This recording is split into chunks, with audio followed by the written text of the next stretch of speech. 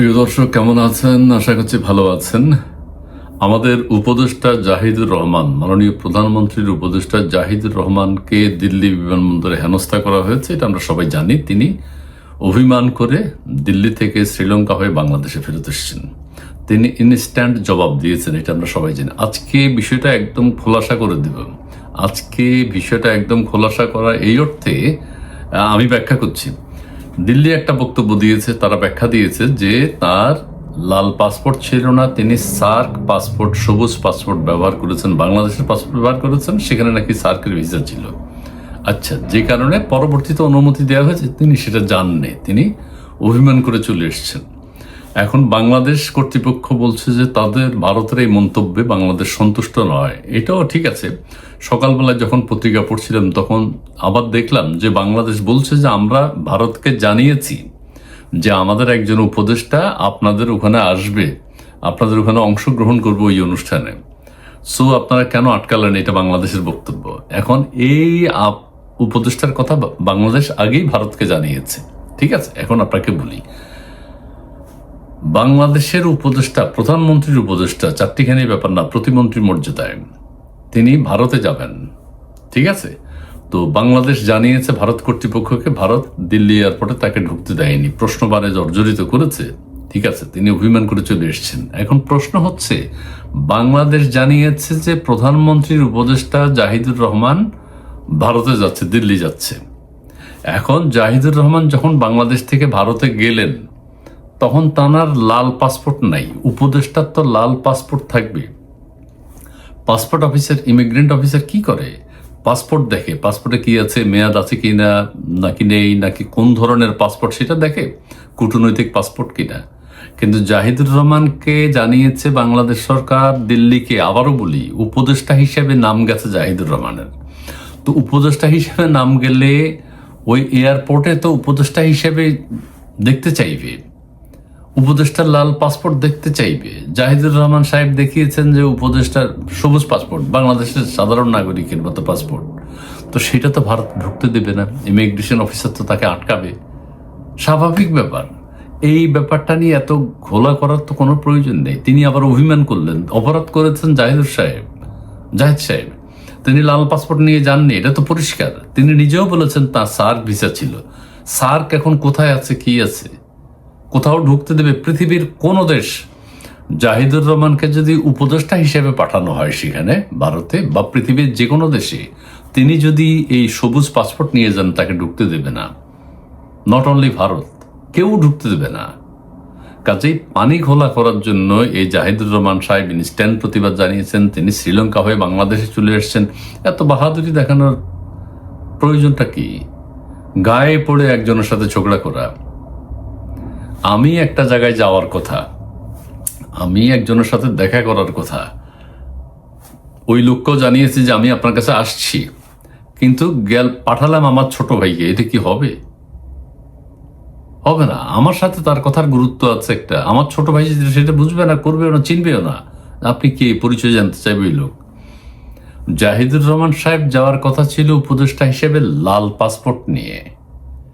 জাহিদুর রহমান গেছেন বাংলাদেশের সবুজ পাসপোর্ট নিয়ে। এটা তো হয় না রে ভাই, অপরাধটা তো আপনার।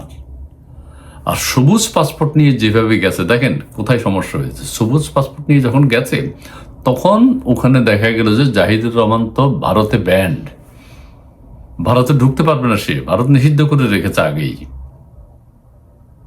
সবুজ পাসপোর্টে জাহিদুর রহমান তো ভারতে নিষেধ, তার ইউটিউব চ্যানেল ভারতে বন্ধ, তার বিরুদ্ধে ভারতের অবজেকশন আছে, ভারত তাকে অন্য চোখে দেখে। তো জাহিদুর রহমান তো নিষেধ, সেখানে জাহিদুর রহমান ঢুকতে পারবে না, এটাই তো স্বাভাবিক। কিন্তু তারপরেও তারা ভিসা দিয়েছে যে আপনি যান, কিন্তু আমাদের জাহিদ সাহেব যাননি। এখানেও আর একটা প্যাঁচ আছে, তিনি এয়ারপোর্ট থেকেই তো কলম্বো চলে আসতে পারেন না, তাকে এক্সিট নিতে হয়েছে। অবশ্যই অ্যারাইভাল আর ডিপার্চার আলাদা পথ। বিমানে যারা ভ্রমণ করেছেন, বিভিন্ন দেশে গেছেন, তারা জানেন অ্যারাইভালের ওখান থেকে আবার ডিপার্চারে যাওয়া যায় না। ডিপার্চারে যেতে হলে তাকে এক্সিট নিতে হবে, এক্সিট নিয়ে আবার তিনি ঢুকতে হবে এয়ারপোর্টে। এখানেও প্যাঁচ আছে। তিনি কলম্বো চলে এসেছেন, বললেই তো আর কলম্বো আসা যাবে না, কলম্বোর বিমান পাবে না, ডিপার্চারের গেটে কলম্বোর বিমান থাকবে না। সরি, এই অ্যারাইভাল গেটে তাকে ডিপার্চারে যেতেই হবে। আর সেটা গেল এক, তিনি পায়ে পড়ে ভারতের সাথে ঝগড়া করবার জন্য এখানে এসে বাহাদুরি দেখাচ্ছেন। অন্যায়, অপরাধ, কূটনৈতিক শিষ্টাচার বহির্ভূত কাজ করেছেন তিনি। আরেকটা কথা বলি, আপনাদের নিশ্চয়ই মনে আছে 1996 সালে শেখ হাসিনার মন্ত্রিসভায় সাবেক যোগাযোগ মন্ত্রী, তখন স্থানীয় সরকার পল্লী উন্নয়নের প্রতিমন্ত্রী ছিলেন, তিনি সবুজ পাসপোর্ট নিয়ে বিদেশে গেছেন অথবা যাওয়ার পথে তাকে আটকানো হয়েছে, এবং এটা পত্রপত্রিকা হেডলাইন, মন্ত্রীর লাল পাসপোর্ট নেই, তিনি লাল পাসপোর্ট ব্যবহার করেননি, তাকে পদত্যাগ করিয়েছে, বাধ্য করেছে, তিনি পদত্যাগ করতে বাধ্য হয়েছেন সবুজ পাসপোর্ট ব্যবহার করার অপরাধে। লাল পাসপোর্ট নিয়ে যাননি। এখানে নানান জাহিদুর রহমান সবুজ পাসপোর্ট নিয়ে এখানে নানান ষড়যন্ত্র থাকতে পারে। কাজে জাহিদুর রহমান মারাত্মক ভুল করেছেন, তিনি দিল্লি বিমানবন্দরে লাল পাসপোর্ট না নিয়ে সবুজ পাসপোর্ট নিয়ে গেছেন।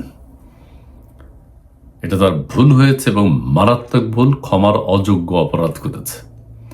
এখন এটাকে তাকে পদত্যাগ করতে বলা হয়নি, তিনি পদত্যাগ করেননি, এটা মারাত্মক অপরাধ। আর আমরা সেটা নিয়ে এখন পানি ঘোলা করছি। আমাদের পররাষ্ট্র মন্ত্রণালয় বলেছে যে এটা দুঃখজনক এবং দুর্ভাগ্যজনক। মুখপাত্র, এই দেখেন আমি পড়ে শুনেছি, প্রধানমন্ত্রী তারেক রহমানের উপদেষ্টা জাহিদুর রহমান ঘিরে দিল্লি বিমানবন্দরে ঘটে যাওয়া বিষয়ের ভারতের পক্ষ থেকে ব্যাখ্যা দেওয়া হয়েছে। বাংলাদেশ বলছে যে সেটা সন্তোষজনক নয়। ভারত ব্যাখ্যা করেছে যে তার কূটনৈতিক পাসপোর্ট ছিল না, তিনি সার্ক ভিসা নিয়ে গেছেন, বাংলাদেশের সবুজ পাসপোর্ট। উল্লেখ্য ঘটনাটিকে দুর্ভাগ্যজনক ও দুঃখজনক বলেছে বাংলাদেশ।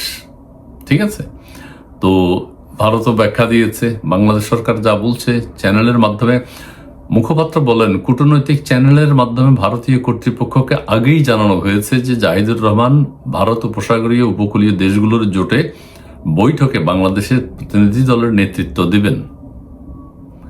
এই কথারই ব্যাখ্যা করেছি এতক্ষণ। বাংলাদেশের প্রতিনিধি দলের নেতৃত্ব দিবেন, ভারতকে জানিয়েছে বাংলাদেশ। আমি এটাতে কনভিন্স হয়ে গেছিলাম যে আচ্ছা, ভারতকে তো জানিয়েছে বাংলাদেশ, কিন্তু ভারতকে বাংলাদেশ কি জানিয়েছে? যে প্রধানমন্ত্রী তারেক রহমানের উপদেষ্টা আসবেন, তিনি তো গেছেন বাংলাদেশের নাগরিক হিসেবে, মানে সাধারণ নাগরিক হিসেবে, সবুজ পাসপোর্ট, সার্কের ভিসা নিয়ে, ভারতের ভিসাও নাই। এটা তো মারাত্মক ভুল বলেছে। একটা স্বাভাবিক বিষয়, বাংলাদেশ থেকে যখন ভারতকে জানানো হলো তখন অবশ্যই জানিয়েছে যে প্রধানমন্ত্রী তারেক রহমানের উপদেষ্টা জাহিদুর রহমান ভারতে আসবেন, দিল্লিতে আসবেন। তারা সেইভাবে চেক করেছে, তারা দেখলো যে উপদেষ্টা তো আসে নাই, আসছে জাহিদুর রহমান। জাহিদুর রহমান তো ভারতে নিষেধ, উনি তো সবুজ পাসপোর্টে এসছে। ওনার লাল কূটনৈতিক পাসপোর্ট যদি থাকতো তাহলে ভারতকে যদি যান, কোনো হেনস্থার প্রশ্নই আসে না। যাই হোক, ভালো থাকবেন, সুন্দর থাকবেন, সুস্থ থাকবেন। এটা নিয়ে আমার, এই জাহিদুর রহমানকে নিয়ে এটা আমার শেষ ভিডিও। আমি আগে কয়েকটা করেছিলাম, কারণ আর বেশি বলার অপেক্ষা রাখে না। ভুল করেছি আমরা। জাহিদুর রহমান, তার পদত্যাগ করা উচিত ছিল, কিন্তু পদত্যাগ হয়নি। আগে যোগাযোগ সাবেক পল্লী উন্নয়ন স্থানীয় সরকার মন্ত্রী সৈয়দ আবুল হোসেন পদত্যাগ করেছেন। শেখ হাসিনা নির্দেশ দিয়েছেন, এই যে কূটনৈতিক শিষ্টাচার বহির্ভূত কাজ করেছে, সেজন্য মন্ত্রী পদত্যাগ করেছে 3 মাসের মধ্যে। ভালো থাকবেন, ধন্যবাদ।